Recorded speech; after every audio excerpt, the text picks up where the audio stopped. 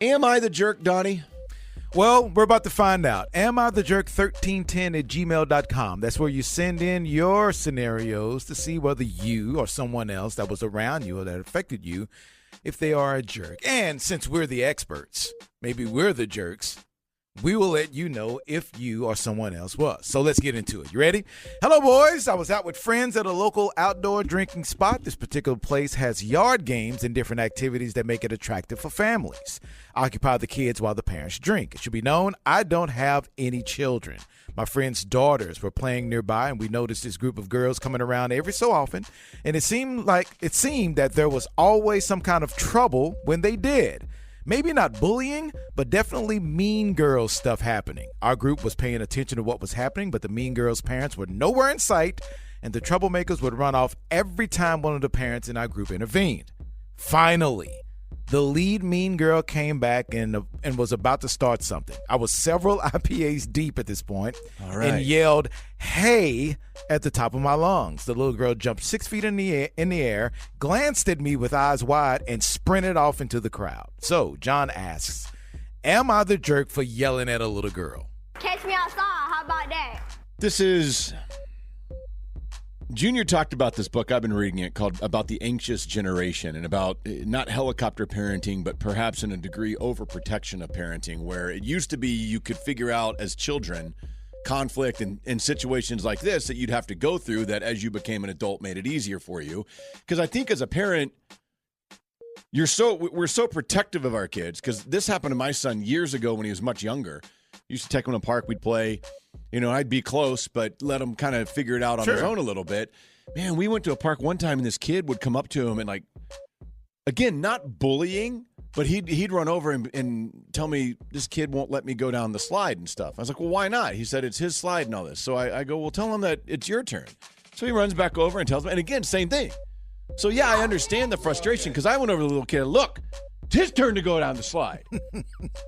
And then you wonder, okay, overstepping the bounds, you got to let your kid figure it out. But I do wonder, at what point do you step in? Because but is it an obligation to step to the parents? I think that's where you go. But then now in these days, you just never know. Yeah, because if I you walk up to a parent and say, "Hey, Right. you know what? You know your kid is being a little mean," Yeah. and then maybe they're mean, and then some confrontation happens when, yeah, you probably can have the kids figure it out. But you don't want to wind up yelling at a little kid. There's honestly three outcomes when this happens. Either they're like, oh, yeah, and they take care of it.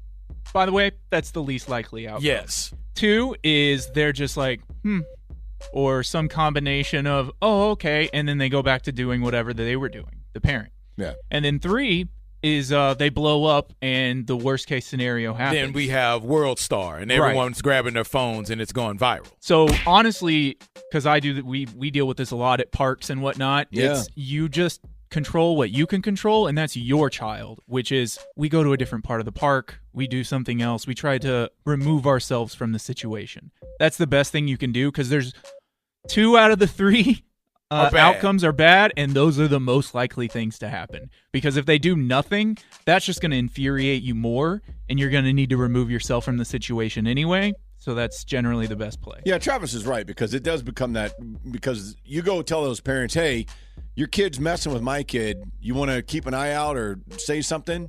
And then depending on how they react, it becomes a whole situation. So...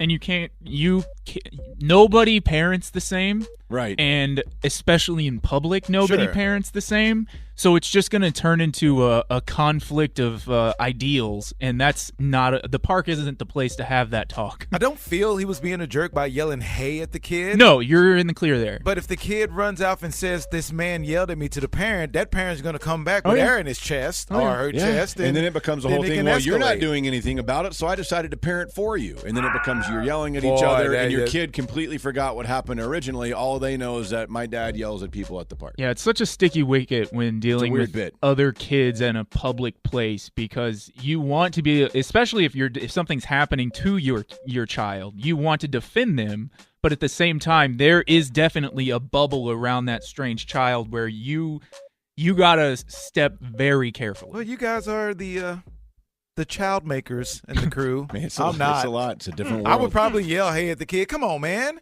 I don't think you're And being a then jerk, and I we'd, don't think we'd suffer the my consequences. IPA drinking friend was a jerk either. Yeah, I don't think so. Just a little come on, man. See if that works. Come on, man. All right, invasion.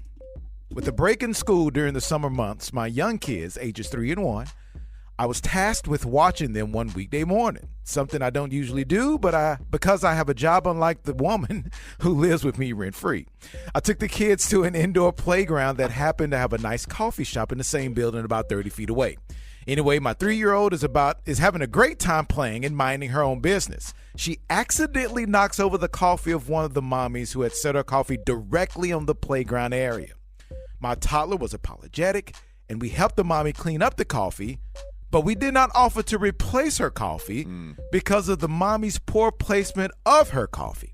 Am I the jerk for not replacing her coffee, or is this other mom just dumb for leaving her coffee in the play area? P.S. If it helps your decision, if Junior Miller saw a picture of this mommy, he would not be interested in the story. That should not factor into the jerkiness. Just want to throw that out there. I want to throw a PS of my own out there, and that should not factor in. Again, we're talking I'm about interested. everybody parents in different ways, but I think personally for me, I don't think you're a jerk, but I think for me, I would have, look, hey, son, when we do something like this, let's try to make it right. We knocked it over, so let's replace it for them. Yeah, I think you offer at the very least. Yeah. Especially if it's somebody that you might run into if it's a frequently Yes. patronaged place for you. You might want to cultivate some relationships in there, and if your kid or you knock over somebody's badly placed coffee, buy yourself a little leeway the next time you need to yell at their kid. You've got to replace that. You got to offer to. At least. Yeah.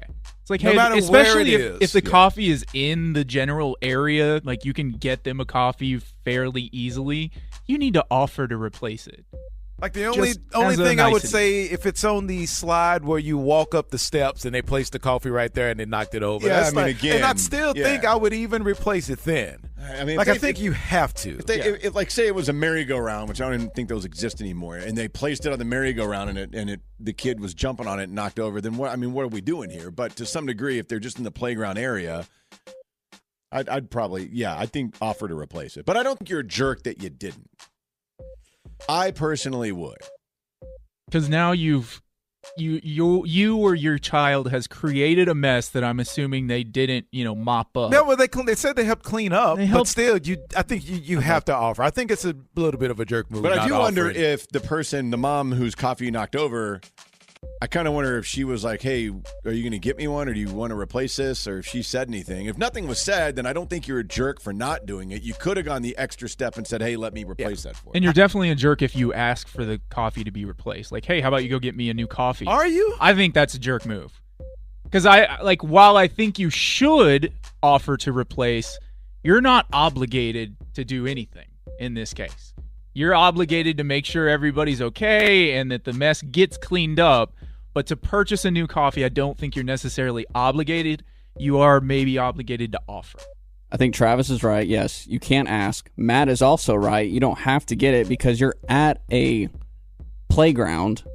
So rule number 1 of kids around, don't put anything too low. You put very everything true. up high. Yeah. Very true. That's bad scouting report. Yeah, if it's a badly placed thing, no, there's that. Now I wonder how much coffee was spilled. If she's on the back end of it. I didn't even think about that. Like, a what good if you point. knocked it over and it was a full cup? You have to replace it. If And Maybe of she course, just got it. What if the kid had knocked it over on itself, burnt themselves? You could have sued the person and the establishment for this coffee is too hot. Dude, Welcome to America. in dump all that. 2024. Let's go to a playground. Just Look sacrifice for coffees on the ground. Yeah. Okay, Like I think the consensus is that he's not a jerk for I don't think not he's not a jerk. replacing it. Yeah. I feel like it's your duty. Yeah. I think I you do. should, but I don't think you're a jerk necessarily. Dear Donnie and Matt, while most everyone is familiar with the social and hygiene taboo of double dipping chips and dips, right? We already get that. Am I the jerk for going off during family meals or social gatherings when someone takes the same knife, spoon, or fork, etc., to get food out of containers, i.e., peanut butter and jelly? The cross-contamination of peanut butter into all the jelly jars and vice versa drives me up the wall. I've been known to look into a jelly jar, see peanut butter remains smeared, stirred into the jelly when I want to use the jelly with something else, then grabbing a huge spoon and loudly overreacting while scooping the top 2 inches of the jelly, then fling it just all over the place, or even chunk the whole jar if not salvageable. Am I the jerk? Yeah. Get over it. You're going to smear it together on your little sandwich. Yeah, You're a but real jerk. Chill out. What if you're somebody who likes to put peanut butter on other things, and when you go to put peanut butter on your apple, it's got jelly in it?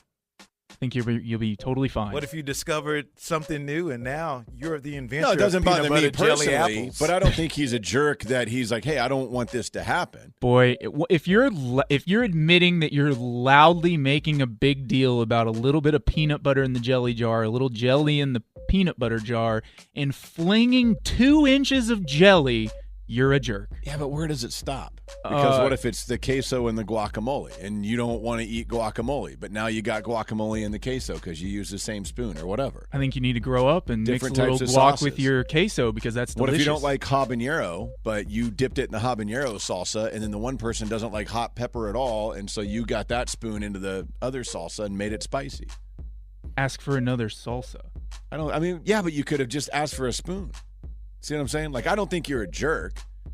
I think his reaction is jerky. It doesn't bother me personally. To be annoyed by it, not a jerk. I mean, trust to me. make a big deal about it is very jerky. I mean, I have to have my own jar of peanut butter at the house. Then that's your Because- solution is to Well, I like to eat out of the peanut butter jar. with just a spoon.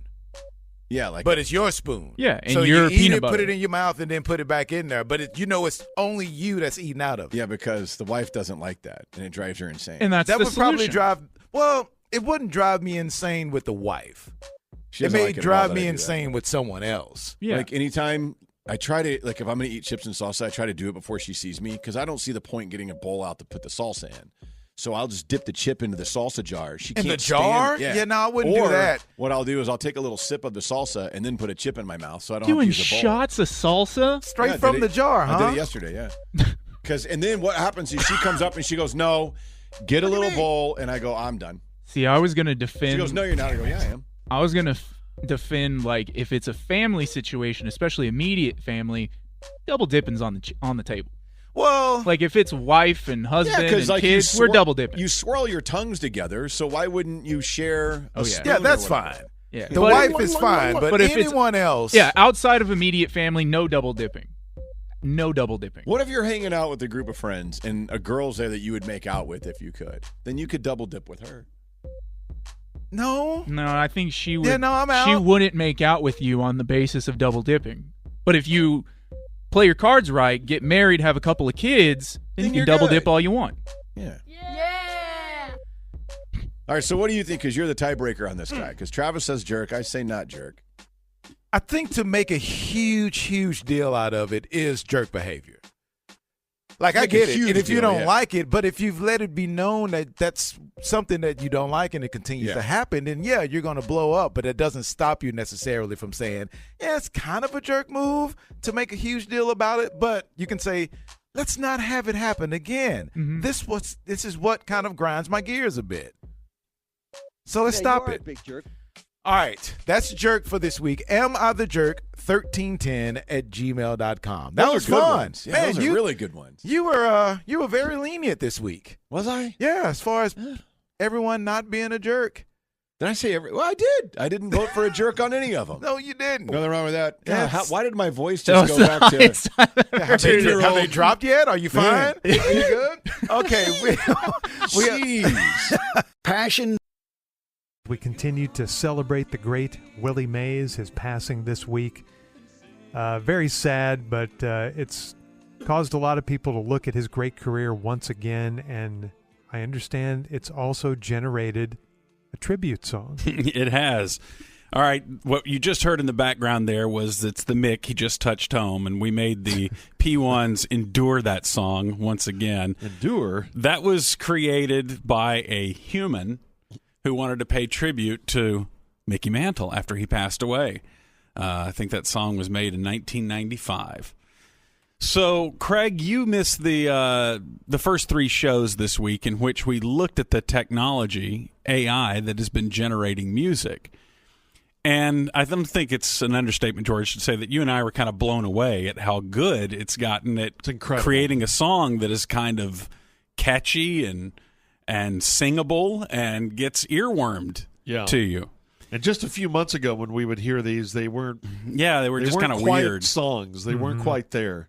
Well, it's gotten a lot better.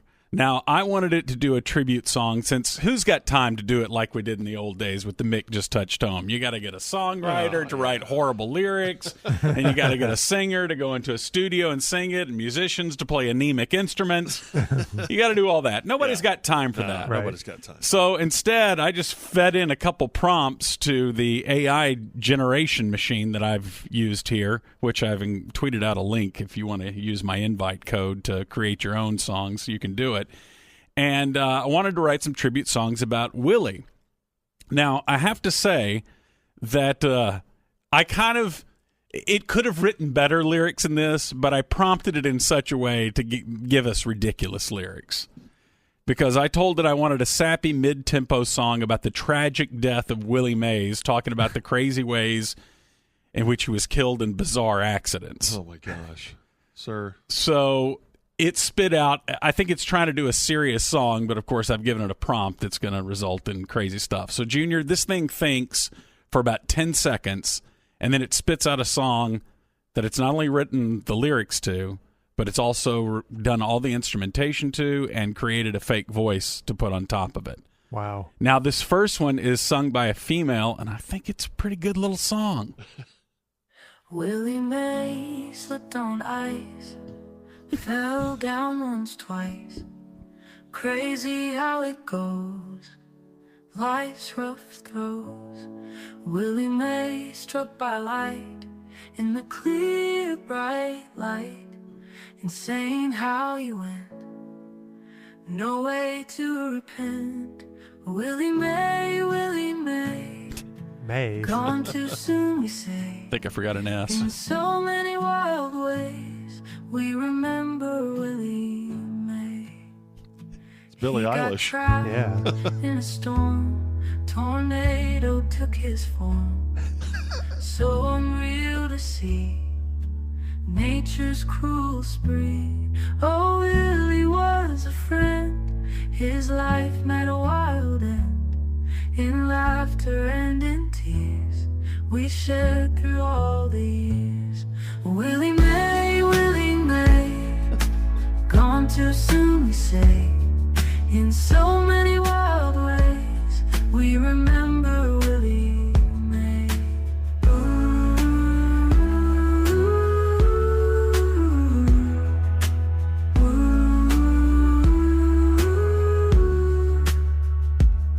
He got trapped in a storm, tornado took his form. So unreal to see nature's cruel spree. Oh, Willie was a friend, his life met a wild end. In laughter and in tears, we shared through all the years. Willie May, not that bad. No. Pretty catchy. In so many wild ways, You have to put in there that he had several accidents. Yeah, his life met Slipped on ice. Life met a wild end. Tornado took his form. So pretty good, Yeah. pretty catchy little song. Yeah.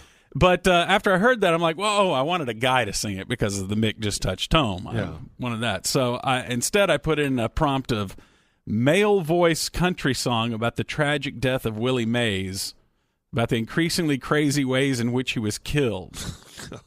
Chorus should include the phrase, Willie Mays, he just touched home. This is what it gave me.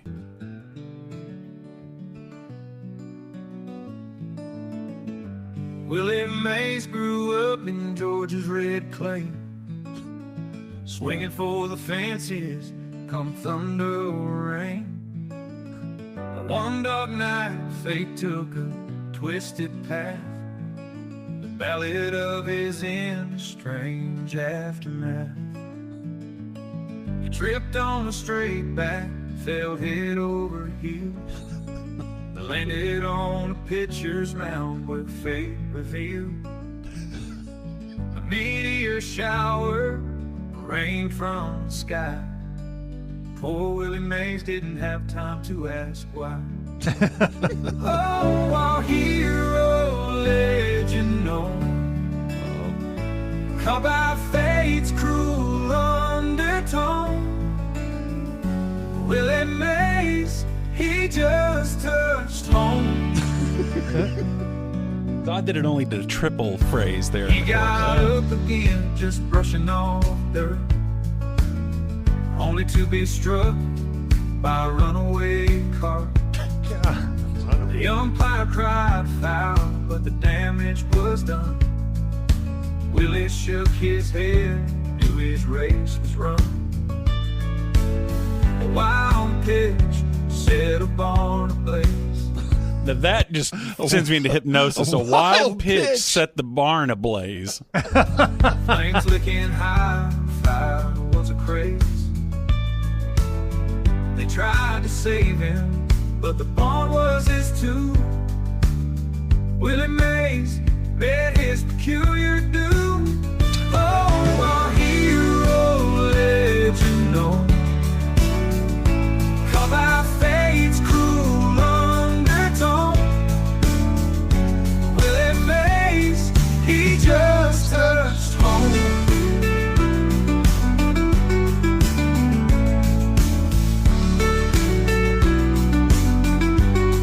Better or worse than the big touchdown? Better. It's so much better. Yeah. Actually, some of those lines aren't bad. Yeah, and if you give it a real prompt, it will come up with a few phrases that you go, that's actually good writing. That's actually good writing. I thought there was one in there, the one about his race being run. Yeah. Yes. So, and here's the thing. This did it in 10 seconds, what would take humans quite a while to do it. And most people, yes, we want the human touch of hearing a song that's done by humans, but most of us just give us something that's we can tap our toes to, sing along to, and give us a feel. Yeah. And it's really mastered the art of getting you the toe tapper beat and how to build up to the emotional crescendo.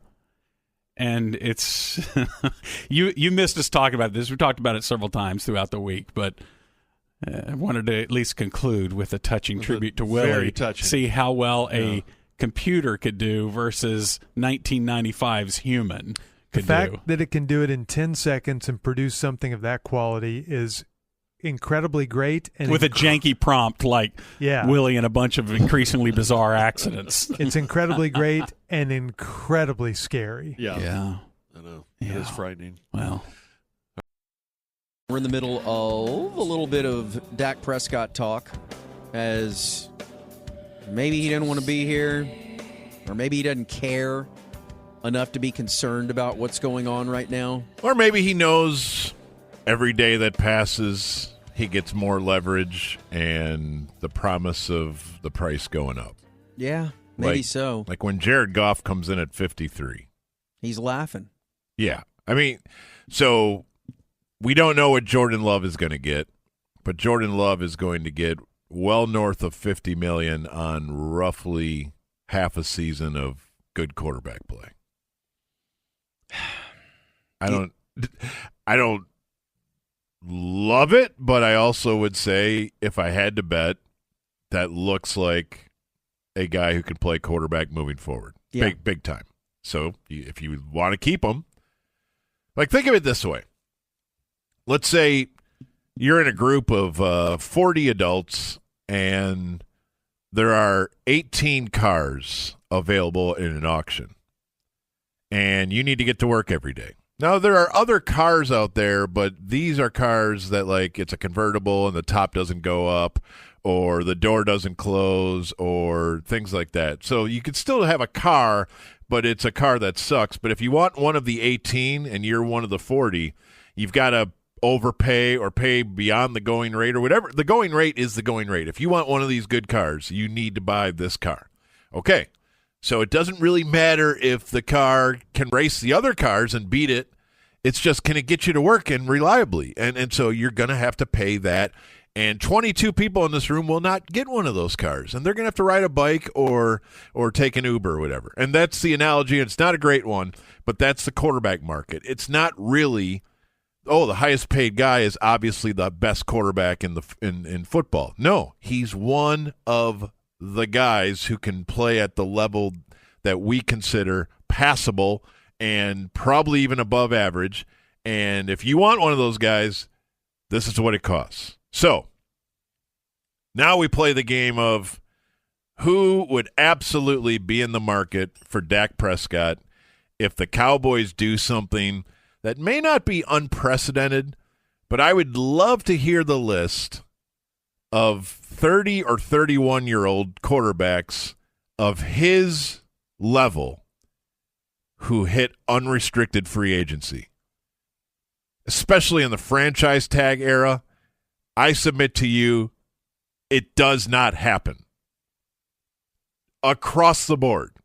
Like, I would love to hear a list. Are there 3? No. So is he like a generational opportunity for a franchise, for a team to get a 31-year-old quarterback who has started for a decade and to get him for nothing in trade? You don't have to give up a first. You don't have to give up 3 players. All you have to do is give him some of your cap room, and your team stinks without a quarterback, so all you have is cap room. So Brady doesn't count in that? Well, because Tom Brady was 42 when he went to the Buccaneers, Yeah, right? But then he won a Super Bowl. Yeah, but we're talking 31 years old. There is zero age issue. There is, frankly, zero health issue.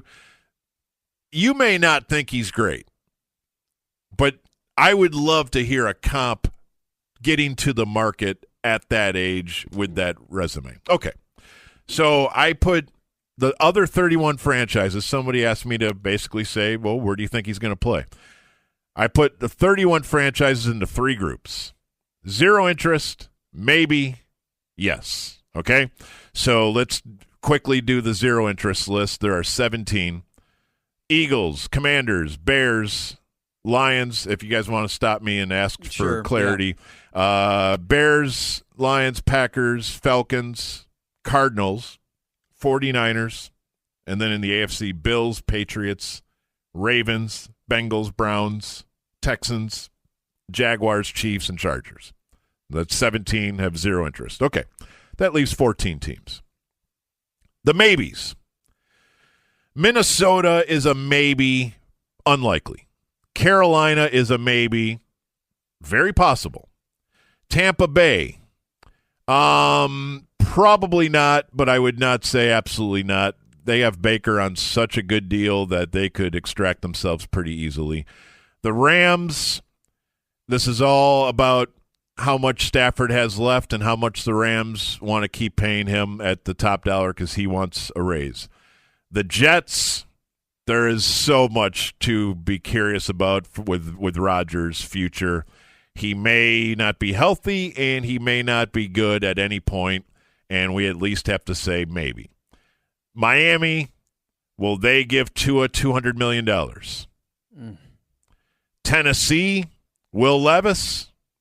Are you willing to commit to 2026 with Will Levis? No. And Indianapolis with Anthony Richardson. No. I don't think we can marry that concept, although he seems promising so far. So those are the maybes, and that leaves 6 teams that I think are green light. If only 2 of these are interested in Dak, he's going to be making $60 million in 2025. And here they are. The 6 teams most likely, in my opinion, to be in on Dak Prescott would be, in any order you want, the New York Giants, as they can walk away from Daniel Jones for 0 in dead money at the end of this season. And as you may have seen, their backups are Drew Lock and Tommy DeVito. The Giants would absolutely be a fit. Yeah. Number 2, the Saints. I believe they can walk away from Derek Carr. They got nothing behind him unless Spencer Rattler has a big camp. Let's go. Don't they still have Jameis? No. Jameis, Where'd Jameis go? Jameis is a Cleveland Brown now. Oh, that's right. Number 3, the Seattle Seahawks will be entering the final year of Geno Smith making $25 million. No problem if they can get Dak. They absolutely That'd be a good fit. They would love him in Seattle. Sam Howell is also there right now if you think that's a problem. AFC, the Pittsburgh Steelers have Russell Wilson on a 1-year deal and Justin Fields on a 1-year deal. And one of them has a chance to get really rich this year if they are great. But if they're spare, can I interest you in 31-year-old Dak Prescott to be the new coach on a 5-year deal or the new quarterback on a 5-year deal for the Steelers? I think that's a yes. Denver. This one's a little weird because they just drafted Bo Nix, but how long will you give a guy who may or may not have been thought of in the top tier of quarterbacks? I think that's a stronger than a maybe, but maybe Bo Nix is awesome this year. But at least I think right now they would be a candidate. They got Jared Stidham behind him and Zach Wilson. And then probably with the Giants, the most likely would be Las Vegas with Gardner Minshew and Aiden O'Connell, AOC, we like to call him. I just think that one That's it's that a one no-brainer. that one seems obvious. So Giants, Saints, Seahawks, Steelers, Raiders, Broncos, those all seem completely in. The Buccaneers, by the way, the reason I circle back to that, I didn't know this, but Dak's lady is from that area, and we just saw Kirk Cousins go to his lady's town. I don't know, maybe. Warm weather, I'm not sure if that plays a role with him. Oh, God, that'd be great because then you could just open the door for Baker right here. Ooh, a swap. 1 for 1. A swap. Let's go. So, I mean, there's going to be a market. It's going All to of be those make huge. sense. Okay. I was making sure that Yeah. you guys buy all these. The Giants are the obvious one. And he's kicked their butt every time they've played since he was a rookie. yeah, Every time. From 2017 on, he's destroyed the Giants over and over, home and away, over and over. And I would think the Giants make all the sense in the world. So you get to play him twice a year, too. which would be great too. Great theater. Yeah. Trey Lance against Dak. The matchup we've all been waiting on. Yeah, and the other thing is I think you have 0 quarterbacks under contract for 2025. So you could do a full reboot with your 54 in dead money, and you have 0 quarterback. Cooper Rush is free. Trey Lance is free. Dak is free. So this is your dream. It is. Roll into about a 2-14 year or 2-15 year, and Quinn Ewers falls into your lap. yeah, you get Quinn. Oh, my God. So there you go. There is, does Dak even want to, we like to call them, the 3 kings of All the right. Rams. So back in the year 1999, I was at the old station on not on Mockingbird. It was the Maple and Oaklawn station that we were in for a decade plus. And I want to say this was early 1999. I can't pinpoint exactly when it was, but the phone rang at the front desk, and I'm not even joking. And I believe that our esteemed receptionist was Ronnie at the time. JoJo? Hello, Corby. Hey, Ronnie. And this is the spawning of Michelle Wee, the character, because we determined that Ronnie always was so frail and so weak because she Spoke so softly. and she only wanted one morsel of sugar, not the whole pack of sugar. She wanted one piece of sugar To help sustain her. Did she arrive in this country on the belly of a jackal? No. That was all added later. So anyway, phone rings and they asked for me, and so I went to my desk that I shared. Not with Gordon, we sat next to each other. You shared it with Fernando. Oh yeah, that's right. And it was the guy. I picked up the phone, and it was he goes, "Hey, this is so and so. I'm a limo driver. Kevin Spacey is in my limo right now, and I just sold him that you're the guy that he needs to talk to help promote whatever he's promoting." I'm like, Kevin Spacey. So at the time, Kevin Spacey was on a run of The Usual Suspects, which I think he won an Academy Award for that. American Beauty, right? Yeah, he went from The Usual Suspects to A Time to Kill to L.A. Confidential to American Beauty. So 4 movies that were all nominated for Best Picture. He was nominated and won, for The Usual Suspects. He was amazing in American Beauty, obviously. And so this was just a P1 limo driver. Yes, a P1 limo driver. And I'm like, oh my God. And so I ran back into the studio and put a headset on, and we figured out, the connection, and boom. So I will say, as we play this, the Holy Grail is not here, because the Holy Grail of this is when you guys had sex, the uncomfortable moment where he propositioned me and I was unaware of the proposition. And I'll get to that after we play the interview, because he did ask me to go hang out with him. All right, which I turned down. That is not in here. You got that, Gordon? Well, why did you tell us all that before the end of? Well, because I don't want to. I'm not the storytelling. No. I'm not going to sell you on the fact that this was part of it, because I think that's crappy radio. But yeah. But it is interesting to take a look back at this to see how he was perceived and to see how he reacted to certain questions. Okay, so I thought this was about. In my head, I thought there was another movie he was promoting, but and he was so into this that he dropped off the line and immediately had the limo driver call the radio station back to find me. So I think that he really enjoyed me. Okay, and so I had a cassette that I found about 2 months ago that just said Spacey. I had no idea it existed, had no clue. And so we found a cassette player up here, Ty Wubker did, and so here we're rejoining the interview. So this is only a couple of minutes long, but we're rejoining the interview after we had dropped off. Well, no one has really had anything bad to say about this movie, from critics to just normal movie-going people, and it's because I think of not only Sam and the script, but also the cast with Annette Bening and Thora Birch and Wes Bentley, who I know that guy, he's something special. Yeah. Wes is another example of somebody who quite young. He's, I believe he's just 20 now, and he's a year out of Juilliard where he went to study, and this is really his debut film, and he does give quite a stunning performance. I think that what I tend to try to do is to just ask people not to listen to all the hype, and go experience the movie for yourself. I think that there tends to be and it's funny, on the one hand, there's a lot of movies that open and deserve to be hyped and talked about, and nobody ever hears about. And then there's a lot of movies that open that get so much hype you can't believe it, and you go and see them, and they're great disappointments. So I'm hoping that even though we are at the moment the recipient of a great deal of attention, that people will go and find that the movie is satisfying and is enjoyable and very, very funny, and that they won't be dissuaded by all the positive things they're hearing. It's a heck of a lot better to have positive things being said than negative. Yeah, absolutely.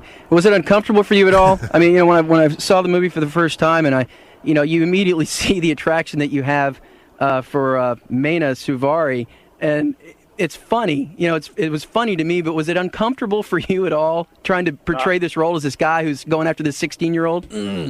No, not in the least, because it's not about a relationship that they have. It's about a fantasy life that he uncovers in himself, and it's not that they don't really have a relationship. He just sort of fantasizes about her, and there's nothing wrong with a fantasy life. Pause it right there. There's nothing wrong with that. Okay. Is that not a little weird, knowing the context of what 25 years later or 20 years later, what he turned into, about being predatory towards 15, 16, 17-year-olds? Yeah, I mean, she just happened to be the wrong gender. Exactly. Yeah, so he was just acting. Yeah. But I think it's interesting the way that he was so, when this limo driver pitched him on, hey, there's this young guy on a station that appeals to mainly men that you really need to talk to. And then, of course, he hears your voice, and you get stupid Corby crackling puberty voice. And then he's like, we got disconnected. Call him back immediately. No. God, I got to keep talking to this guy. I mean, how many guys? Again, this is the apex of his career.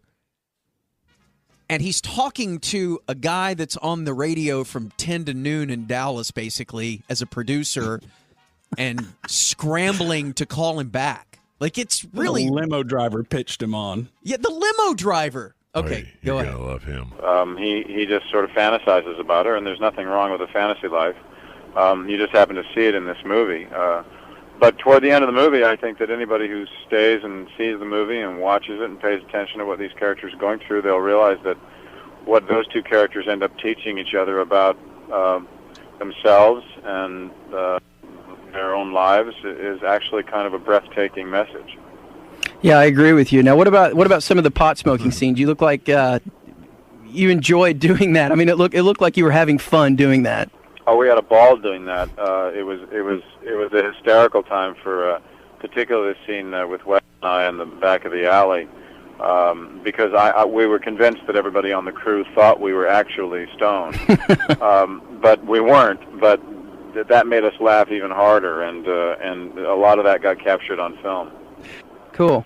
So what's up next for you? Well, I'm going to probably take a... All right, pause it there. Tell me about the pot. This was about a 6-minute interview that I whittled down to 3.5. So the cool thing was in response to something else. It wasn't just like... Oh, that's an edit? Yes, that's an edit. Okay. It is. All right, go ahead. A lot of that got captured on film. Cool. So what's up next for you? Well, I'm going to probably take a pretty serious break. I've been going nonstop for quite a while, and I've been on this cross-country tour for about a month and a half. So I'm looking forward to a bit of rest. A cross-country tour. What's he even doing in Dallas? Like, I don't even know what he was doing here. I'm on a cross-country tour in a limo calling young men that work at radio stations? Like, what? Well, I think that may have been the same press tour in which he talked to Wolanski, and Wolanski has a story about him. Did he make a move on him? That was the first inkling I had ever heard about Kevin Spacey. Okay. Was after you and Wolanski had talked to him. Okay. That we both had a similar story? Yeah. Okay, I'll get to the story here in a second. Go on. So I'm looking forward to a bit of rest. Next year I have another film opening called The Big Kahuna that I did with Danny DeVito. That'll be out probably sometime in April. And beyond that, I don't know. What I'll do next as an actor will surface, but hasn't yet. Are you surprised at all by the way people treat you as far as the critics and movie-going public in general? I mean, everybody seems to love you. Well, believe me, I've been given an enormous amount of support, and so much so that sometimes I think the law of averages are I'm due to get hit by a bus any day now. But it's incredibly gratifying. I get numerous letters, and lots of fans have turned out for a number of things that I've done, and it just means a great deal because I grew up as a film fan, and I wrote letters to people that I admired, and so I know what it's like on that other end, and it's really quite wonderful. I read in Playboy that you eventually want to have a family of your own. Does it kind of freak you out making a movie like American Beauty and knowing that could be the end result? Pause it there. So again, no one knew he was gay, like at all. And I did read in Playboy that, like he said, not that you can't if you're gay start a family, but right, he wanted a beard. Yeah, I didn't know any of this, so it's like in the portrayed in the movie, that's one of the most dysfunctional families ever. But yeah, go ahead. That could be the end result. Well, no, because my examples of family were not what this movie examines. My parents were married for 46 years and happily married, and most of the people that I know, whether they're married or not married, are in relationships that are good and healthy and productive, and so I actually look forward to that day. To a good relationship. Kevin Spacey, the paragon of relationships. So you stop the tape, and then he's like, so what are you doing later? Excuse me. So, oh gosh. Oh, no. Yeah. So he said, if you're not doing anything later on tonight, I would love for a local to show me the city. Hell yeah. And I said, have you ever heard of a place called Zippers, Corby? And I said, oh, do you want some restaurant recommendations? Or where are you driving around right now? I remember talking to him about this, and he was like, well, we'd love it if you could squire me about town and show me some of the sights. And I'm like, cool. Yeah, Do I need to bring my own roofies? I'm like, I don't know. Can I bring my fiance or because I think I was engaged at the time and it just I was like, I don't I got your driver's number. I'll call you back or whatever. And I didn't think anything of it too much. And maybe it was, I don't know when we started talking about Kevin Spacey in terms of maybe hitting on younger people, but it got weird after a while. So, Gordon, what was the Wolanski story? Do you know details? I feel uncomfortable because I don't know if he's ever shared the story or not, or whether he's been, No, I think he's been open about it. Yeah, I'm sure he would enjoy you telling it right now. Well, I don't know the story to tell. I just remember him saying that at the that he felt like that he said that Kevin Spacey was coming on to him the whole time he was interviewing him. That's what I remember him telling me. And I'm like, what? Kevin Spacey? I was thinking, gosh, Robert, what are you talking about? You think you're that attractive that everyone's just hitting on you?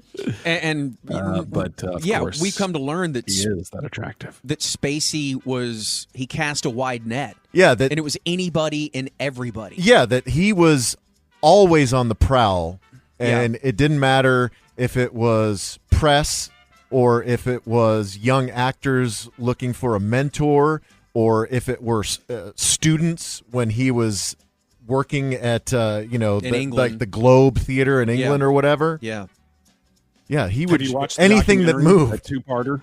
I did not see it. Did you? Yeah, I saw creepy it. as hell? It's very creepy. Yeah. Yes, and the crazy thing is they all have similar stories about how his face just totally changes and he gets really aggressive, and it's almost like he's possessed. Yeah, it's like he has that charming aspect of him, and he is trying to break down your barriers with charm, but then he gets to a point where he feels like he's about to close the deal, and that's when the switch flips and he just turns animalistic and he just wants to get his. God, that could have been me. Could have. I wish it had. In the bed. You do. Would you have done it, Corby? Just to have the story. Yeah, just to have the story. Yeah, God, this could be a great story. I can't wait to tell Chris. And my wife. They're going to love this. Cool. Did win an Oscar. Yes. How many guys have had sex with Kevin Spacey in the back of a limo with a P1 driver? The P1 driver. Look, he's just trying to, on his flip phone, trying to get some snaps of Corby bent over the back seat. Right. Oh. Well, there you go. There is Kevin Spacey. Lovingly. Loving. So great. All right, Twitch Gordon. tonight, 7:35. Ah, twitching. Twitch, indeed. Twitch.tv/actual Gordon Keith P1 Hangout. And All right, we'll see you tomorrow at Summer Chill, bruh. Indeed.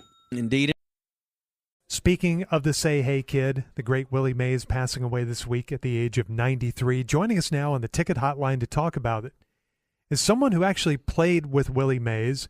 It's the oldest living ball player, Dirty Doug Out. Good morning, Doug. Yeah, I can barely hear you guys because I lost my hearing from all the cheering crowds when I'd hit them home runs. Oh, okay. Well, Plus, I'm in my 90s and I worked at Jackhammer with no PPE for 40 years on a construction crew.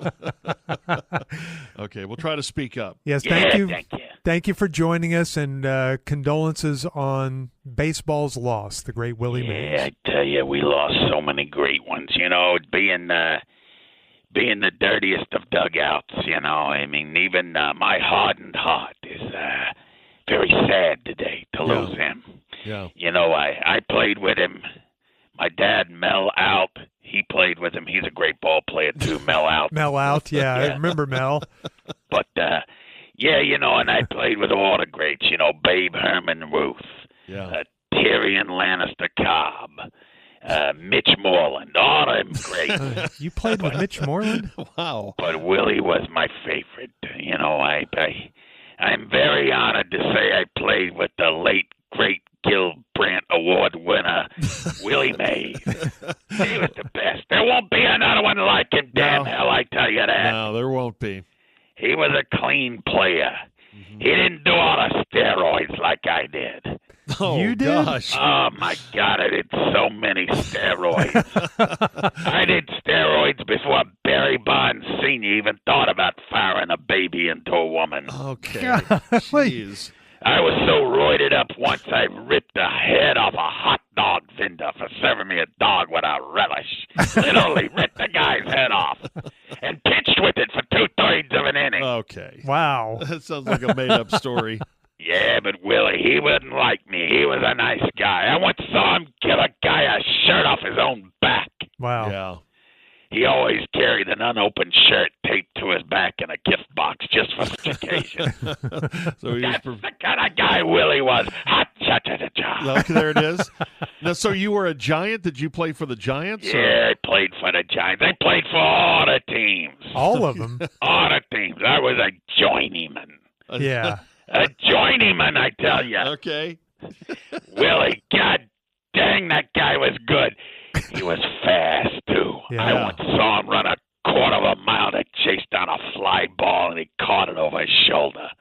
Amazing. Most amazing catch. Saw it on the ESPN about 2 nights ago. That's where I saw it. Oh, you didn't see it in person? Nah, I didn't see it in person. I don't watch what's going on out in the game when I'm not at bat or if I'm not in the field. I don't care. You're still playing? Yeah. Well, no, I'm talking about back then. Oh, you back idiot. then. Okay, well, I didn't know. You made it sound like it was Yes. present time. Yeah, whatever. You know, they say Willie was the Say Hey Kid. That was his nickname. Yep. Yeah. That was his nickname, I tell ya. Yes. I was called the Say What Kid. Say Because what? I always pretended I couldn't hear the kids when they were asking me for autographs. Say what, kid? But yeah, playing with him with the Giants, that's right. But he played the wrong way, you see. He played by the rules. I didn't play by the Oh, rules. that's the Yeah. right way to play. That's how you got your nickname. Yeah, I played 38 years. Whoa. Only had 3 RBIs. 3 RBIs, I tell you. That's it? I was on the team as an enforcer, not really for my offensive production. 3 RBIs in 38 years? Yeah. And you were on steroids? Yeah. Constant, eternal steroids all the time. That's all I did was just steroids. But you just took him for fighting, I guess. Yeah, for fighting. That's right. That's right. I was really bulked up back then. I'd take out a second baseman sliding into second where with my sharpened spikes. Oh, yeah, you went in spikes high. Spikes high, and then I'd beat the guy to within an inch of his life. Then I'd jump into the stands and beat up his family. Oh, my gosh. You were dirty. Yeah, I once took out a third baseman with a concealed nail gun. That's the way I played, but it's not the way Willie played, I tell you. No, he would never do that. Yeah, I would do all kinds of dirty tricks. You know that whole mic'd up thing they have now? Yeah. They used to mic up my rear end during the games and pipe it over the PA system because it wasn't televised. I'd eat nothing but beans and ice cream before a game so I could really honk one to the loudspeakers. Never heard that story. Yeah, that's the way it was back then. But God rest Willie Mays' soul. I know what he died of, too. He took that Fauci poison. No, Fauci poison. Let me tell you about that. No, He Doug. was 93. He was fine. No. Whatever it is, the Wuhan lab leak. We got to let you go now. We're going to let you go, Dirty Dugout. We do have Mike Ducey from Fox 4 riding along with us this morning. He's in for Junior Miller, and this is a long-time Muser tradition that when Mike comes into the studio, he likes to get caught up in the world of swimming with our resident swim coach. The world of swimming. Marge, who's going to roll into the studio. Hi, Hey, here she George! comes. Hi, non-George! Oh, my goodness! You're not the regular non-George. Yeah, look who it is, Marge. You're the Mike Ducey non-George. Hello, Marge. Oh, this is so exciting. Oh, my Lord. You're my biggest TV crush of all time outside of Howie Mandel and that Michael Strahan. Oh, you like that? Oh, I love Michael Strahan. I don't want to get too graphic. Okay, well, don't. But that Michael Strahan turns my chair into a slip and slide. Oh, gosh. I just love his smile. I love his smile. Do you? I'm going to fill that tooth gap with some nether region follicle floss. Oh, You know what I'm saying, Mike? I'm hearing you, Marge. And Mike, I love watching you on Fox 4. Oh, how nice. Oh, I love it. You look so comfortable with yourself. I love it. I love it that you're comfortable enough to let yourself go like you have. Yeah. It's just so great to see someone who accepts themselves with all their flaws. I was watching the other night and you were cracking me up. Oh, yeah? Yeah, the other night. It was so funny, George. Michael Ducey farted so hard on the air that he blew Steve Eager's hairpiece into a screaming Heather Hayes' face. I missed that. It was so great. I tried to suppress it. Didn't Mike, work. I don't know if you know this, but George was one of my swimmers. I remember Okay, you here's saying the thing. that. She may coach swimming, but I did not swim for And her. I wanted some of his swimmers. Oh, No, George just wasn't any swimmer for me. He was my star. You were my star swimmer. I was never a star swimmer. Mike, No. he led us to the Olympics. Oh, wow. Who? But he quit the team the week before the Olympics to chase some high school hussy in his Ford Fairmont. Okay, I did have a Ford Fairmont, but I did not. She was no good for you, and I told you that then, George. I don't remember that. She couldn't take care of you like I could. Oh, gosh. She didn't induce lactation at your request like I did. What? We were so good together. Who was lactating? So remember. good together. No, I don't. You But must boy, be thinking our of lives really diverged after you quit the team and I had to pull out of the Olympics. Your life has been full of Marconis and awards. Yeah, come to think of it, they kind of have. Mine's yeah. been full of intestinal blockages from eating undercooked Trinity River carp. Oh, my so gosh, a little yeah. different. Be careful A eating little fish out of different. the little Trinity. bit. Little bit. But now my life's going pretty well. As you can see, the wheelchair that you put me in is electric. Okay, yeah. So that's good. As opposed to It's- gas powered? It's not quite as fast as I would like it, Yeah. as the battery health is worse than my own. Oh. Marge. You know, I mean, like the battery doesn't have the power, so it doesn't have the torque to really get me going. Yeah. You know, Uh-huh. so it takes quite a while for me to get across the Margaret Hunt Hill Bridge. Yeah, There it that's always is. dangerous when There you're it trying to is. cross Last that. week I was almost successful. Yeah. Almost. Mike, it was a funny story, though. Yeah, good. I was halfway across when I looked back and I saw a Ford F-150 bearing down on me. And imagine my surprise at seeing George Dunham behind the wheel, narrowing his eyes before the camera cut to a close-up of his right foot stomping on the accelerator. The impact launched me into the mid-cities, but I understood, George, that you were just doing a That good-natured wasn't prank. me. No, it was just a that's- prank. That wasn't me. Oh, Georgie. Trust me, it wasn't I only me. wish the doctors had put my feet back on the right stumps. Oh, my gosh. That would have been nice, Come but they on. were just doing a good-natured prank.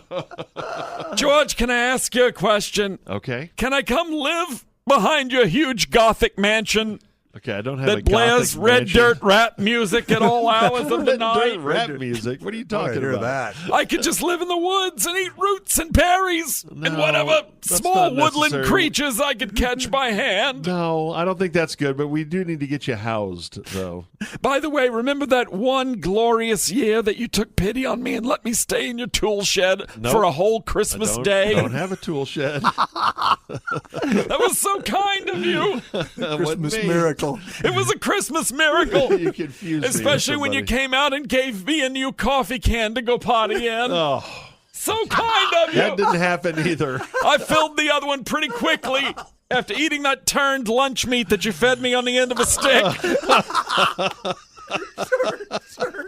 None of this is true. It was so kind. The Christmas miracle. I've got to go now, George. Okay, take care, Marge. Bye now, George. None of that is true. Funny, but it's not true. None of that. We all read Tim McMahon. Y'all are well aware of his track record covering this team.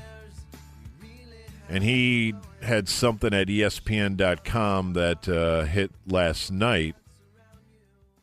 I guess. Yeah, last night after the finals, he wrote a story, Why Luka Doncic, Kyrie Irving, and the Mavs have a future as title contenders. Okay? So it's a story about Luka and Kyrie. and where they go from here, what that might look like, and, of course, the reminders that Denver and Oklahoma City and Minnesota and everyone else is not just going to be cool with that. They're going to, of course, have something to say about it. But I wanted to read you a small passage and see what you think of this, because this did jump out at me when I just read it. The Mavs endured a drought of more than a decade before Doncic led them to the 2022 Western Conference Finals. It took 13 years for them to win the West and get back to the finals after 2011. However, this edition of the Mavs is positioned for sustained success. I feel great, said Luka, when asked about the present and future state of the Mavs after their elimination loss. We did some great moves. I would say we've been together for 5 months. I'm proud of every guy that stepped on the floor, all the coaches, and all the people behind the scenes. Obviously, we didn't win the finals, but we did have a hell of a season. Now, the McMahon paragraph that follows. There is a clarity in the organizational flowchart that was murky in the past. Cuban, despite his claims after selling the majority share of the franchise midseason to Adelson and Dumont families, no longer has control of basketball operations. Nico Harrison reports to the new governor, Patrick Dumont, who is kept informed but has shown trust in Harrison to handle roster personnel matters. Dumont rewarded both Harrison and Kidd with multi-year contract extensions during this playoff run. The fear within the organization a year ago of Doncic feeling the need to look elsewhere to have a chance to contend has largely been extinguished.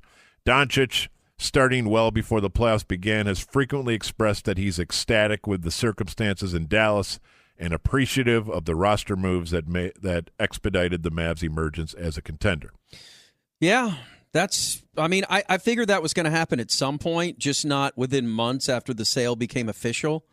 But, once your governorship, or whatever they call that stupid regal position that doesn't deserve that, once you lose that, and once you own less than 50% of the team, and once a family says that we're going to pay $3.5 billion for our stake in this, then all bets are off.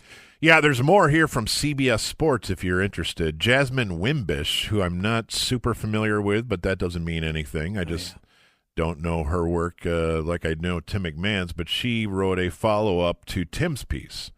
The sting of not winning the NBA Finals will linger for the Mavericks, but just as swiftly as the Celtics took care of them in 5 games to claim their 18th title, Dallas must now turn its attention towards the future, specifically free agency and how to improve the roster around Luka and Kyrie, with hopes of trying to get back to the NBA Finals. As the Mavericks prepare for that, they'll be doing so with some organizational clarity, as Tim McMahon reports that Mark Cuban no longer has control of basketball operations. This news comes after Cuban sold his majority stake in the Mavs back in November to the Adelson family, making Patrick Dumont the new governor of the Mavericks. When the deal was announced, it was reported that Cuban would retain control of basketball operations while Dumont and the Adelsons handle the business side, like building a new arena, something Cuban has been interested in for years. But 7 months after that deal has finalized, it now appears as though Cuban's role is becoming more diminished, which isn't necessarily a bad thing for the Mavericks. No, well, that was editorial. Yeah, that's very op-ed. It's weird because as much as we've had a relationship with Mark through the years, now, like right now, it would seem we would all ask the question to each other, why would we have Mark on again? That's weird. That's really weird knowing what this guy's meant to this city and this organization, but if this is it, this is it. Now he's just a guy that sits next to the team. Yeah, I think it's one of two things. Either he fully expected to maintain control of basketball operations, and then things changed and he was told, no, that's not going to be the case moving forward. Or at the time, he knew that this was coming, but he didn't want to rock the boat mid-season, alarm people about this change in ownership. No, everything's going to be the same, status quo. It's going to be fine. And so he was just kind of downplaying it. So it either he was in on this misinformation or it's news to him. A few more sentences might offer a little clarity. Sentences. Nico Harrison, the team's president of basketball operations and general manager, now reports directly to Dumont after reporting to Cuban previously. And while Cuban's voice will still carry some weight in roster decisions, he may no longer have the final say on trades, draft selections, or free agency signings. While this may raise eyebrows for those who associate Cuban with the lead decision-maker for the Mavericks, Harrison has more than proved he has what it takes to build a championship contending team. So I don't know if that takes us too much further down the road, and she does appear to be a pro-Harrison writer in this particular case, and certainly shoveling a little dirt at Cuban. Well, I mean, it may not be dirt. It may just be that I don't know. I mean, I don't know what the line of succession is. Even for like a team like Boston, we just know Brad Stevens is there, Joe Mazzulo or whatever his name is there, and then the owner is there, and so maybe this is too many cooks in the kitchen. Maybe this is just the way organizations are run. I have no idea. Well, I will say. Over the last couple of weeks, I caught myself watching the Jason Kidd, Nico Harrison introduction press conference of July 2021. And in there, Cuban was asked directly, will you still have the final say? And he said, of course, it's a lot of money, or something along those lines. It's my money, or whatever the case may be. So he clearly knows that when you sell, it's no longer your money, then your opinions on matters will matter less and less the more the new people get comfortable. The first day they might say, we're just going to sit back and watch for a while. But I would imagine this Patrick Dumont is probably someone we're going to want to get familiar with because because he now appears to be is he the son-in-law? Son. Oh, he's the son. Mm-hmm. Okay. And so he's well aware of where the money is. It's his to a certain extent. And now Nico goes directly to him. And I'm not... But if there is son-in-law, after his marriage to Sivan O'Shorn, daughter of Miriam Adelson, in 2009, he entered the Las Vegas Sands Corp, rising to CFO in 2016, president and COO in 2021. I thought he was a son. What a lucky SOB. Dude, and this is marrying into that. I mean, I'm sure he was doing well, right? He probably wasn't He wasn't like a blackjack dealer at the casino. Right. But to go back to 2009, the rise, I mean, that's 15 years, dude. That is nothing in the grand scheme of things. And now he basically owns the Mavericks? Yeah. But God, why can't we all marry like that? If there's one person that you can trust in that building, it's proven to be Nico. So if this means more power for Nico, then I'm all for it. Sure. Maybe Cuban was moved out by Nico. Mm. No, I'm just playing. That's probably a very irresponsible thing just to throw out there on the radio as a joke. So I would like to walk that back. Dumont's early career was in... No, I heard you say it. I heard Bob Sturm say it. As Carmelo. Dumont's early career was in investment banking. He worked for Bear Stearns. So this is a money guy. Yeah. Went to Johns Hopkins University and got his MBA from Columbia Business School. Same. So he seems smart. Meh. I wonder if he, like... I heard Carmelo wants to chime in here. Who? Carmelo. Yeah. Carmarlo. Is that the candy bar? I would like to bring in Patrick Dumont, and we have a financial battle. You know how like Eminem had the rap battles in 8 Mile? How would this work? Well, it's going to be our guy. Like he's his own guy, and our guy is Lando. And Lando compares portfolios. And they go toe-to-toe on financial issues of the day. I got these free AirPods. This guy scored these free AirPods, bro. Doesn't it look like he might be related to George? He looks like a weird younger version of George, yes.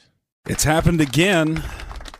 A monolith has popped up in an unlikely location. Do you remember the controversy and the mystery that started back in 2020, I think, is when the first monolith popped up in Utah. Let's see. Yeah, November of 2020, a metal monolith was found deep in the Mars-like landscape of Utah's Red Rock Desert. Then, and a monolith, for those who don't know, it's like in 2001 Space Odyssey, which I know Craig has not seen. Right. But just this big, tall, very well-machined and crafted rectangle just standing up. One of those appeared in the movie Dave as well. No, it did not. And then, after the one that popped up in Utah's Red Rock Desert, then they had sightings in Romania. One popped up there. Then another one in Central California. And then there was one on Fremont Street in downtown Las Vegas. And I guess they never solved the mystery as to who was putting these things up. Yeah, I guess not. The Utah one, of course, made big news. That was when we were in lockdown during the pandemic. It was the first one, and everyone sort of wondered, what the hell's going on? It was 12 feet tall, and it had been embedded in the rock in an area that was so remote that officials didn't reveal its location at first because they were afraid of people going out there to try to see it and getting lost, and that they would have to be rescued because it was so remote out there. But, of course, curious people found it anyway, and they flattened plants with their cars and their four-wheelers as they got out there, and they left behind human waste. Yeah. So two guys who were known for extreme sports in Utah's outdoor moonscapes, they went and removed the monolith to keep people from going and finding it. They tore it down. And so now there's a new one that popped up in the Desert National Wildlife Refuge in a remote mountain range near Las Vegas. And once again, they don't know who put it up there. And it's creepy because it's also got kind of this mirrored black surface to it. So it reflects the landscape. Is it aliens or is it just some... Nah, it's someone... Banksy type person. Went through metal shop and... Come on, let us have fun. It's more fun to think that it's aliens than it is some guy who went through metal shop in Kansas. I'm going to say the most reasonable explanation is aliens. Thank you, Craig. This popped up over the weekend near Gas Peak.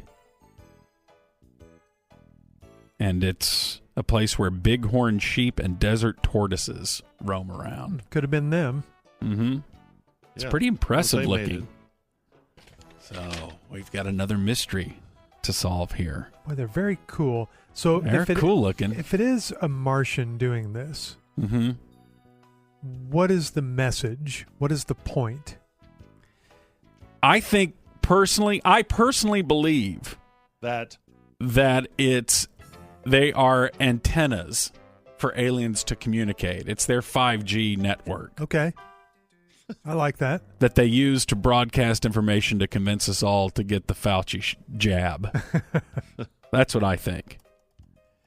But I don't know what else it could be. It's got to be an art installation, right?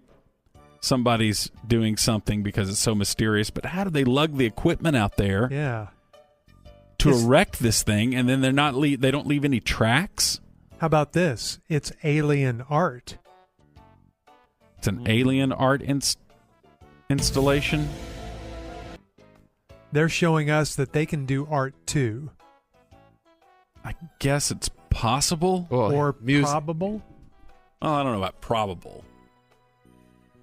But why would aliens waste time doing art on Earth when they could be, I don't know, looting our jewelry and hydrogen? Maybe they value art tremendously, and they want to show that they're into it as well. There's no way aliens value art. The new stadium. Mark. George has got a theory. No, I thought back in 2020 They may not have found who did it, but I thought they were kind of cheaply constructed and it wasn't as magical as we thought it was. Well, I hadn't heard that. That's what I remember about it.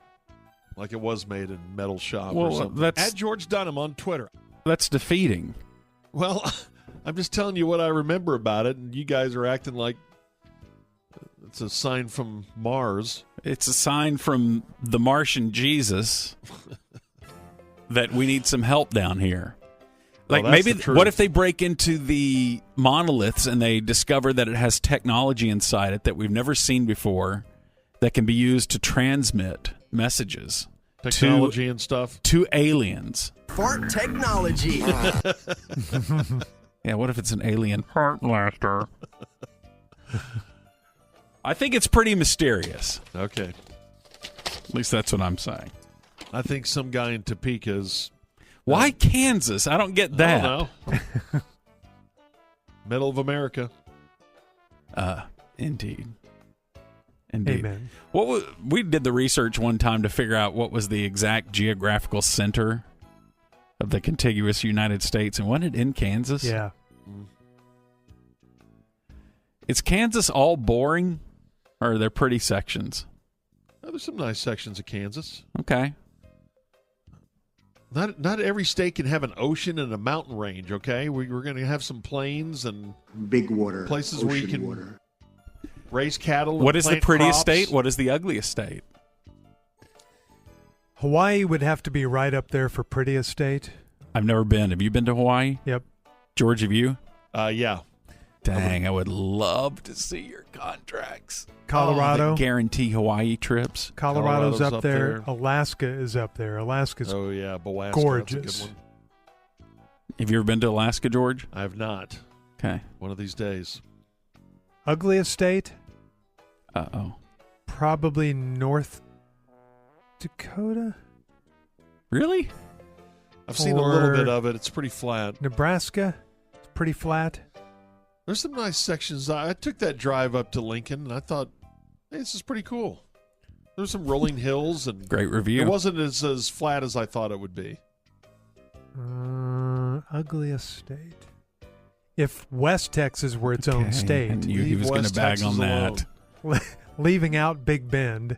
Got a lot of P1s And the from Davis the Mountains. Midland, Odessa area. They all agree with me. Okay, we've lost Willie Mays. Ooh, This that's is not breaking news. No, it's not breaking news. And a contemporary of Willie Mays, Mickey Mantle. And after Mickey died, do you remember the tribute song that poured in? Yes, The the Mick tribute The Mick song. just touched home. It's the Mick. He just touched home Do we was the have a- actual name of the song. We have a Willie song? No, we don't have a Willie song, but we need to get prepared for one because I guarantee it. That's the only way that we know how to pay tribute to that era of baseball player is to write a song about him. Now, this Mickey Mantle song was sent to the ticket because Mickey died, what, year 95? 2 or 3 of the ticket? Yeah, somewhere Second in year there. of the ticket? Yeah. And this song came out. It was sent to us by cassette. And there is one on eBay right now. A cassette of It's the Mick. He Just Touched Home was the name of the song. August of 95 is when the Mick touched home. And then when I look at the cassette art on the cover, it says, It's the Mick. He Just Touched Home. And it's a home plate that is setting down on grass, which is a little unstable. Yeah. And it has the big number 7 painted on home plate. And then at the bottom, and the graphics are so cheap on this. And then there's a box down below that says, This beautiful, heartfelt composition commemorates the majestic career of a legendary baseball hero. That's a lot there. A legendary baseball hero, Boy, and it as kicked opposed off to a- a heroic baseball legend. It kicked off a controversy up here at the ticket, too. It did. It did. I personally thought this was a great song. No, I thought it was a wonderful, You destroyed it, and the hardline touching would yell at you tribute daily to the Mick, including Grego, who would say, "Man, the song's not that bad, and the guy wrote it because he felt moved." Why did they think I was making fun of it? I would stage dramatic readings of the lyrics. I would stand up on a chair in the office out of the area, studio daily, and they would get because you mad make at me fun of it. for reciting the lyrics to this song. I was obsessed with this song. So maybe we'll get a touching tribute like this for Willie Mays. This one was about the Mick.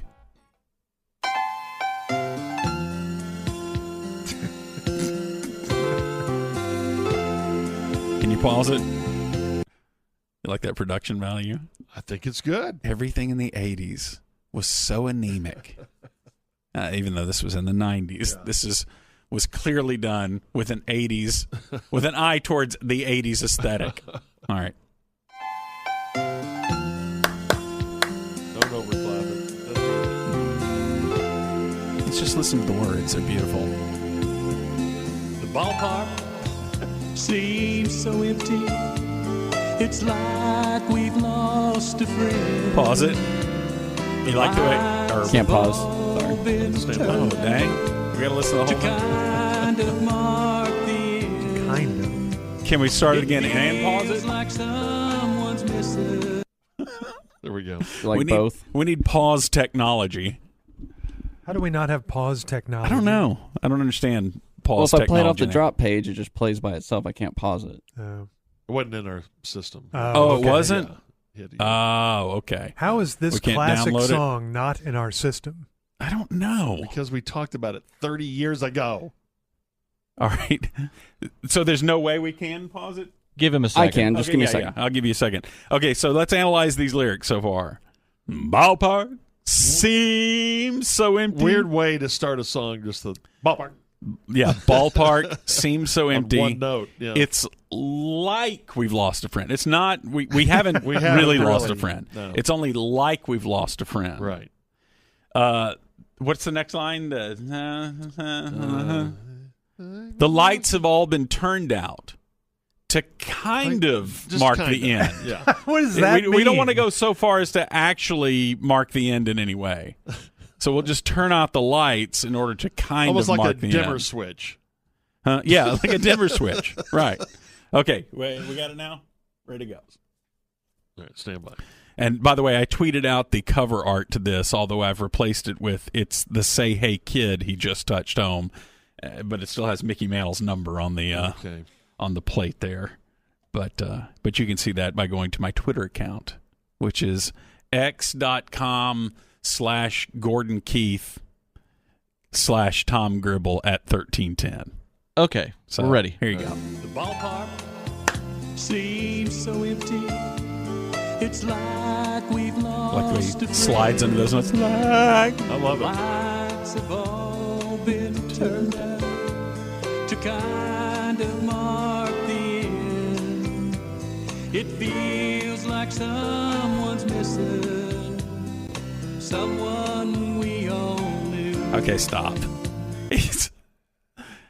What? It's like someone's missing. It's like He just someone's can't missing. quite put his finger on it. The Mick is not missing. It's just like he's missing. Right. Someone we Right. all knew. He can't, What filler quite lyric is that? Figure out what's going on. Can you imagine? He's talking about Mickey Mantle. It's not Well, we someone. don't know that yet. Okay. and he died. Can you imagine at somebody's funeral the eulogy saying, "You know, it's like John isn't here." Yeah. It's like he's missing.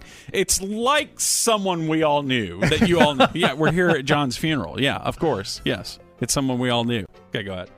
It feels like someone's missing, someone we all knew. Maybe he just found out a little out of you. Okay, I can't. That is the What's the wrong with worst line. that? Stop it. That is the worst line He ever. didn't hit a homer. He found out. That's So there are two terrible. choices. Either Mickey Mantle died or he just fouled out of view. Oh, yeah, we don't want to say he's dead. We want to keep the legacy alive. I'm going to throw a flag on George. You're now playing Gordon's Yes, role what of are you liking the doing? song.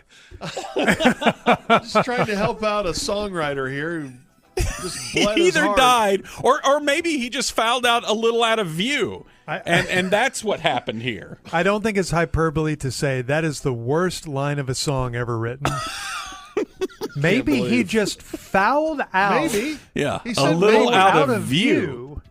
And when does anyone ever do that? Don't we always see where they He's foul not- out? Listen, he's not ready to drop the truth bomb yet that Mickey is gone. Oh, I see. He's We're building kinda up to dancing that. all He's around it, and then he's gonna breaking. hit you It's with- like he's breaking it to a kid. Yes. Okay. All right. I got you. Let's listen to the chorus. Maybe he just found out a little out of you. Now here we go. This is where you get your truth bomb. Yeah, the good Lord came and got him and said, "You're safe at last. My son, you are forgiven. Don't worry about your past." Can you stop it? What? The good Lord came and got him and said, "You're safe at last." A guy that scored 1,000. He was safe all the time But now in he's his career. permanently safe. He will never He be was thrown always out safe. again. But now he's safe He's at never last. gonna, yes, Yeah. he's never going to be thrown out again. And I love the Judgment Day. I mean, gosh, the Lord just saying, "Hey, you know what? Don't worry about it. Don't worry about your past. Everything's fine, no matter what you did." Yeah, but I just killed someone right before I did. No, don't worry. That's past. You're safe now for forever. Not because he accepted anyone as No, a savior. no. Just because He was good at baseball. He was good at baseball. So don't worry about your past. including the foul out late in his life. Yeah. My son, you are forgiven. Don't worry about your past. You're on my team forever. You always gave your very best. Mickey's playing every day now and getting all his rest. Underrated line right there. Shut up. What he's Stop. playing every Stop day. the song. Stop the That's song. the way heaven is. You can play every day, but you It don't makes get no tired. sense. You don't get tired. You still get all your rest. Logic still holds even in heaven. We get logic from heaven, and you can't play every day and get all Yes, your you rest. can. It's no, the best you of can't. both worlds. But if you never No, get it's one or tired, the other. if you never get tired in heaven, why do you need rest? Yeah. Why do you need to because get of- all your rest? Well, because we want to rest in peace in the afterworld. And luckily, he You're can on do my both. team forever. Forever. Man, he made the forever team. All right, second verse. His pinstripes, that famous Yankee sound. Wait, the beginning of this verse was it you can almost see his pinstripes? Almost. Okay, rewind it just a little bit there. And Getting all smirky. his rest. You can almost see his pinstripes, that famous Yankee 7. From Bronx, New York to the pearly gates, now sliding into heaven. That's the way you want Mick to go into heaven. With the Babe and Gary, his pals are not alone. It's another boy of summer. It's the Mickey just touched home. Yeah, the Grego. Okay, stop. Grego Stop. was right. That's enough of that song. Grego was right. There was nothing That's a wrong horrible with this song. And you've wronged it now for What do you mean? 30 His- years. The Babe and Garrick. First of all, Babe Ruth is not in heaven. You don't I know guarantee that. you that. Troubled life. But and then he's with the Babe and Garrick. His pals are not alone. They weren't alone to begin with. They were both in there. If they're both up there, they were hanging out with They each were other. alone until they got Mick up there. Now they No, had a trio. They that were could alone really- together? What? And once again, the hedging language in the lyrics, you can almost see his pinstripes. Right. Almost see his It's murky. pinstripes. That famous Yankee 7. Thank you for bringing this masterpiece back to the airwaves. So hopefully the same guy, which I think his name is Merle Miller, No, it's not Merle. That's Heman's Hopefully way. he will write a song about the Say Hey Kid, No. Willie Mays. Let's hope so. Let's hope. All right, Gordo, thank you. That's the corner. Let's talk to the Mavericks head coach, Jason Kidd, who joins us now on our ticket hotline. Morning, Coach. Good morning, guys. How are y'all doing? We're doing well. We appreciate the time. We know you got in really early this morning, and I guess it's always sad when you come to the end of the road. Well, I mean, it's not the end of the road. I mean, usually roads continue on and intersect with other roads. So, I mean, then you take those roads and they'll lead you to different places that sell paint and hamburgers and yoga lessons. So, I mean, there's always more to do when you go farther down the road. So for you to say that this is the conclusion of all surface travelways and that everyone needs to kill themselves because there's no more paved navigable pathways, I mean, I think that's a great overstatement. And you owe an apology to the Department of Transportation. This is at the end of your season. That's all I meant. Why didn't you say that then? Well, I don't know. I guess I should have. I will next time. Well, it obviously was a season filled with so many successes, but the last couple weeks, a bit of a downer way to end it. You guys kind of come home after that and lick your wounds, getting ready for next year? Well, I can tell you that you don't know much about the National BA because we actually have a training staff that has like Band-Aids and hydrogen peroxide and stuff. So I don't think we need to lick our wounds like some shelter dog. I mean, I'm not sure where you were medically trained, but I would question their certification if they're instructing you to orally administer saliva and uvula skin cells on every epidermal injury, especially when your saliva contains so much bacteria, salad, and poop. I mean, so while you're sitting there, Rich, licking the alphabet on your every laceration, we'll be seeing doctors who are well-versed in advanced wound treatment. Yeah, Rich, they're not going to just take their chances with saliva. With poop in it? Yeah, I don't know about that thing. But, hey, Boston's been at this for a while. They've come close. They've been battling. I mean, it is what it is, right? Well, obviously, I mean, you know, it is what it is, but because if it wasn't, I mean, then it wasn't what it is, then it would be something else, you know, and then I think we'd be calling it that thing instead of calling it what it wasn't. So, I mean, how can anything be what it wasn't? I mean, it's got to be what it is. But, I mean, I've never seen something that wasn't what it is. I mean, except sometimes women who, when they take off their makeup and fake eyelashes and you realize they weren't what they were. I mean, is that what you mean? No. I just meant Boston's a great... I've seen a lot of that. I was mainly talking about the Celtics, but that's okay. That's all right. I think we're talking to Jason Kidd here on the ticket. You know, Yeah. Boston was so good defensively, seemed to have so many answers, especially for Luka and Kyrie. Did you kind of feel like the guys just ran into a brick wall in this series? Well, no, come on. We didn't run into a brick wall. I mean, maybe you confuse me with a certain British princess who left a swanky Parisian hotel with some Arabic playboy who had big D energy, and then some drunk frog they hired to chauffeur them fired her Mercedes into an embankment at 100 miles an hour, leaving an opening for Meghan Markle to worm her way in 30 years later. I mean, is that who you're confusing me with? Yeah. No, that's not it. Not at all. A swanky Parisian hotel with some Arabic playboy who had big D energy, and then hired some drunk chauffeur frog to fire a Mercedes into an embankment 100 miles an hour, leave an opening for Meghan Markle to worm her way in 30 years later. Is that what you mean? That is not what I meant, Coach. That's Not what he at meant, all. Coach. No, I don't think that's what he meant.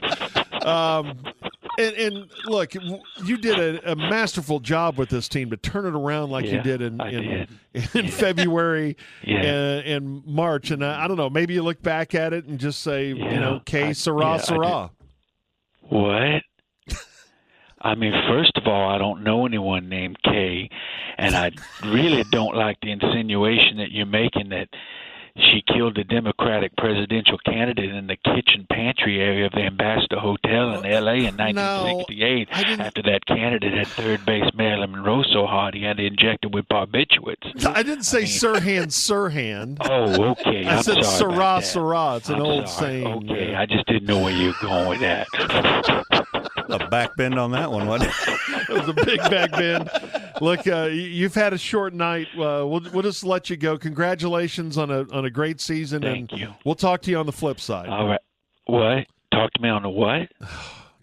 Just the flip What'd you side. say? The flip side. Wasn't that movie with Sandra Bullock who adopted William Refrigerator Perry and wore miniskirts while bitching out his teammates and white explaining everyone in a fake Southern accent? No, that was The Blind Side. That wasn't even about basketball. No, it wasn't about basketball. I don't know what I was thinking. All right, Coach. All right. Hold Take on. care. Somebody wants to say goodbye to Rich. Hold on. Okay. Hey, Rich, how you doing, man? It's Mushmouth Thomas. He's hanging out with Coach. Out. Totally out. What a treat.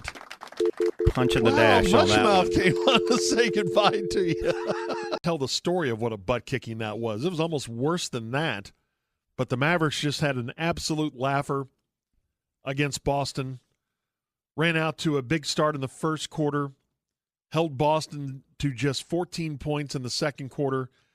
And the game was pretty much history by halftime. It was 61-35. And after all the things that went wrong for Dallas in games 1 through 3, it all went right on Friday night. And we'll see tonight. Did they really discover something? Did they find something in that fourth quarter comeback that fell just short in game 3? And with their game plan on Friday night in game 4? Or was that just prolonging the inevitable and we see Boston kiss the trophy tonight and win the series in the gentleman's sweep of 4-1? I think they have found something that certainly worked in 5 quarters of basketball. I don't think that guarantees anything tonight, but it does give you a chance to get number 2. Yeah, there's hope, and I think they've unlocked a few things offensively, especially if Kristaps continues to stay out. I think Boston's spacing is so much better with him in. But when I thought things were going really well early on, like we played the lively corner 3. Yes. By the way, the first three-pointer of his career Yeah. was made in the NBA Finals at the age of 20, which is crazy. But a couple minutes before that happened, Luka picked up his first foul with 6:44 to go. It's a 10-9 ball game at that moment. So he gets his first foul, and all he does is he looks down and raises his hand. And as soon as that happened, I thought, okay, we're getting good Luka tonight. That man is on a mission. Yeah, he's going to have a big boy triple-double perhaps if needed. Luckily, he didn't have to play in the fourth quarter, or Kyrie, because it was such a laugher at that point.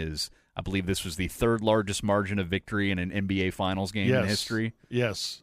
It was it fit every definition of a blowout, to where by about the third quarter, Boston starts waving the white flag, and you know it's over at this point. It really was interesting from game 3 to 4, because he fouls out in game 3 after a dramatic Maverick comeback, and they go into that 22-2 run and get within a point, and then he fouls out for the final 4.5 minutes. Luka took a lot of heat around here, not only for fouling out, but just his behavior that night. Got called out by all sorts of national media. And this is where we are right now with Luka. This is based on what I've seen on Twitter or X, what I've read, what I've heard. There is a faction that has a hard time watching him because of his complaints against the officials. Think that he's a defensive liability. That's on one side. Mm-hmm. And that's all they talk about with Luka. Doesn't play good enough defense. Won't win it all because he's too concerned about officiating. I've even heard the soft thing. He's soft. He's worried about this. And It's just because take the contact. it's because he's a white guy, so he's going to be dubbed soft. And even worse, a white Euro. And Right, they right. really take that kind of grief. On the other extreme, he's the greatest player. He doesn't need this. We don't need to hear this criticism, or he'll just up and leave Dallas. He's fine defensively. He really doesn't. That's really not a problem for him. And how dare you criticize Luka? There's that faction. And look, part of that is being a fan. He's your guy. You're going to look past some things. But I know just people in my circle of friends or family I would say it's about 50-50 with those who, and it's like there's no middle ground. They're one extreme or another. They love everything Luka does. Oh, yeah, it's just, I don't mind that he MF's a fan as he's running down that he's running down court. Or they're, man, I want the Mavericks to win, but Luka drives me absolutely insane. It's like there's no middle ground with him. It's one way or another. Personally, that stuff's always kind of driven me crazy. It's almost not even a thought point with me or a talking point with me anymore. I think it can get better, as he showed in game number 4. But I do think that there is something to you're almost, maybe you accuse him of focusing on the wrong thing. If you spend 90% of your time talking about that part instead of you need to enjoy his brilliance, you have to enjoy what Luka is. Yes, but I will also say, as Craig and I have talked about here for these last few weeks, just figured out, man, I don't know if he is this league's best player. He might be. But I know he's the most controversial player right now, and I know nobody in this league moves the needle now more than Luka. It's more than LeBron or anybody you can name. Well, everybody knows how talented he is. He's 25, so we expect that he's going to continue to take steps forward. And everybody is – the thing that sort of short-circuits me, everybody's like, he's too talented. He's eventually going to win a title. Like, of course that's going to happen. That doesn't – you don't get ordained like that. Yeah, there's plenty of great players. The guy we talked about last segment, Charles Barkley, was incredible. Yeah. Never won a title. No. So we can't just assume that he is going to win a title. I do agree with, 50 to 60% of what Brian Windhorst had to say the other night, because, yes, when you're bitching so much and you don't get back on defense and it's a power play for the opposition, that's not a good thing. Yeah, or but, moments. But for him to say that Luka is, he's at the loser's tunnel and Brian Windhorst is down there standing next to the winner's tunnel like he ever did anything besides follow LeBron around, that was pretty sickening. But the reason the Mavericks are this far is because Luka is incredible. And if he can just put the blinders on like he did in Game 4. I mean, we saw it in the Oklahoma City series where turned right around. He went up there to a hostile crowd and didn't say a word and just eviscerated them. Now, can they do that again in Boston tonight against this team who is historically good? I have no idea, but you've seen it happen once, and I think that's the saving grace for us as fans with this finals. It wasn't a sweep, and we saw our team absolutely obliterate a team that's probably going to win their 18th championship. Yes. No matter what, you're going to feel a little bit better as a Maverick fan, no matter the result. Yes. And I don't know what your reaction to this was. This is Kid the day after, I do believe. Yeah, this is Friday. So it's 2 days after Game 3. It's the day of Game 4, but before the game is played. And he took the media to task. When you look at today's athlete, the game of sport is not to be perfect. It's just, to win. And when you look at what's come out here in the last day or so, if you've watched the Mavs, Luka has improved his defense. But some are asking him to be a shutdown defender. Well, he's never been on an all-defensive team, but he's been on 5 all-pro teams, first team. So that means he's one of the top 5 players in the world. And he's playing the game the right way, where he can find open guys. But when you're on the biggest stage, someone's got to poke a hole. This will only make the great ones better. And that's, when you look at LeBron, Michael, the greats, the GOATs, they've all, were poked at, and they came back stronger and better. And I truly believe Luka will come back stronger and better. Some criticize that he could never get this far, but he's here. And unfortunately, as a team, he said it best. We win together and we lose together. And that's, we lost 3 in a row. But sometimes when you are a free agent in the media business, you got to say something crazy to get a new contract. Or likes or clicks. All right, we got a little bit of a Jason Kidd laugh there at the end. I agree with some of that. And see, I have no problem with when a coach says that. I think many cynical media members go, okay, yeah, you're just defending your guy. I don't think it's such a bad thing for those who cover the league and this team to go, yeah, have I been unfair to this guy? Yeah, maybe sometimes. But at the same time, I guarantee you after Game 3, Jason Kidd thought a lot of those things himself, like he can't do that. He can't give up 2 straight possessions defensively because he's on the ground complaining about the fact that he thought he got fouled. I mean, Doris Burke is calling him out as it's happening. Like, we can all see it. Yes, 4 fouls in the fourth. All that stuff. I guarantee you Jason Kidd thought a lot of the same things. Was some of it too harsh? Maybe.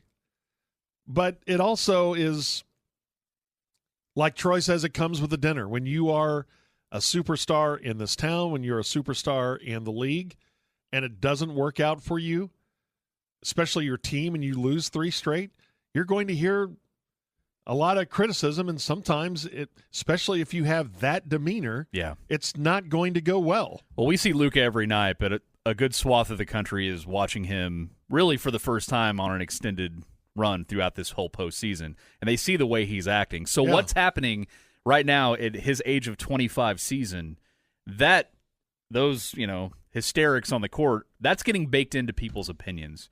So no matter how much he grows moving forward into his, late 20s and 30s, people are always going to be like, well, he's a complainer. He's just a crybaby. That's what he does, especially if he doesn't play for your team. That's just the immediate default. That's the perception of Luka Doncic, and that's very unfair. Yeah. So obviously he's our guy, and we're very close to it, and we do bristle at something like what Windhorst says or other big national scribes might say about him. But they're also partially right, because the defensive thing is something he can improve on. Yeah. Dirk improved defensively. Remember how big of a turnstile he was back in the day? Absolutely. He turned into a decent defender and a good rebounder. And I think Luka going through this whole thing right now and getting barbecued the way he has been, and if they don't win this series, I think he's going to actually learn from this. Now, will he be better in the next couple of years? I don't know. He's still probably going to pick up about 15 Texas seasons. That's in his DNA, and I'm okay with that. Yeah. I like him wearing the black cowboy hat. I want him to go into an arena and be the villain. And cuss out T-Wolves fans on the baseline. Like, I like that. That's what we need. But at the same time, he has to understand in certain instances, especially when you're playing a superior team like Boston, you just got to reel it in. And maybe if he had reeled it in more in Game 2 or 3, maybe this is a 2-2 series right now.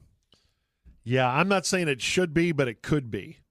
And it's not all on Luka. And just like going into Friday, because I think the perception of Friday is, Luka just went out and hammered him. Man, he was 0 of 8 on threes. He and Kyrie combined for 1 3-pointer, but the Mavericks were able to win the paint battle in demonstrative fashion. And I that's think what I love. That's a key for tonight, too. Yes, that and rebounding. They were terrific rebounding, getting those second chance opportunities, and they were better at, so many different things. But it's, it's kind of funny. He's had better shooting nights than he did the other night. And those were some of the nights that he just got killed for his demeanor. And I asked this question, I think I know the answer to it.